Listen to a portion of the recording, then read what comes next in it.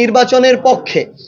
এনসিপির এমন কোনো উদ্দেশ্য নেই যে নির্বাচন পিছাক, কিন্তু আমরা নির্বাচনের পূর্বে আমাদের জায়গা থেকে দৃশ্যমান বিচার দেখতে চেয়েছি, মৌলিক সংস্কার দেখতে চেয়েছি এবং জুলাই সনদের ভিত্তিতে গণপরিষদ নির্বাচনের মাধ্যমে আমরা বাংলাদেশের যে আগামীর যে নির্বাচন সেই নির্বাচনটি চেয়েছি।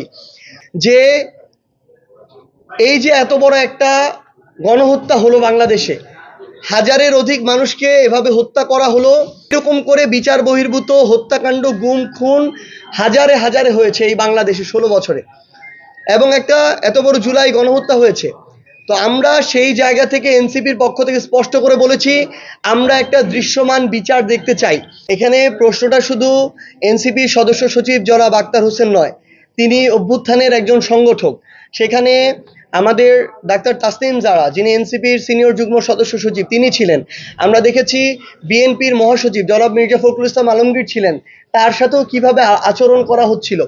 তো সামগ্রিকভাবে একটা অন্তর্বর্তীকালীন সরকার তাদের প্রতিনিধি হিসাবে বাংলাদেশের 3টি গুরুত্বপূর্ণ রাজনৈতিক দলের প্রতিনিধিদেরকে সেখানে নিয়ে গেলেন, কিন্তু নিয়ে যাওয়ার পরে আগেই তার এই প্রত্যেকটি বিষয় বিবেচনা করার কথা ছিল। তারা তাদের জায়গা থেকে একটা প্রেস রিলিজ দিয়ে বলেছে যে তারা চেষ্টা করেছে কিন্তু একই প্রোটোকলে নিতে পারেনি।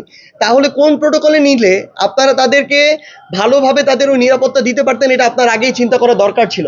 সো আপনি এরকম একটা সফরেও সকল বিষয়গুলো চিন্তা করে আপনি সফরটাকে সাজাননি, এটা আপনাদের সরকারের একটা দুর্বলতার প্রকাশ পেয়েছে।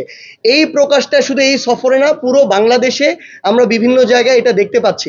সো আমরা স্পষ্ট করে বলেছি অন্তর্বর্তীকালীন সরকারের উপর অবশ্যই এই দায় যায়, এবং পররাষ্ট্র মন্ত্রণালয় বলেন, সেখানে বাংলাদেশের এম্বাসিতে যারা আছেন তাদের জায়গা থেকে আমরা বিভিন্ন ধরনের দায়িত্বের গাফিলতি এবং আওয়ামী লীগ বা আওয়ামী লীগের সমর্থকদেরকে সহযোগিতা করার বিভিন্ন তথ্য পেয়েছি।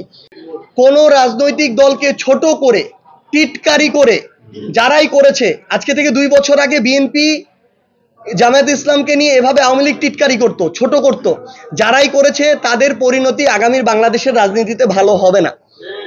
আমরা স্পষ্ট করে আরো কিছু জিনিস আপনাদেরকে শুধু বলে দেই যে আগামীতে এই বাংলাদেশে যারা 24-এর অভ্যুত্থানে হাজারের অধিক মানুষকে খুন করেছে, সেই ফ্যাসিস্টদের অংশগ্রহণে আগামীর বাংলাদেশে কোনো নির্বাচন হবে না।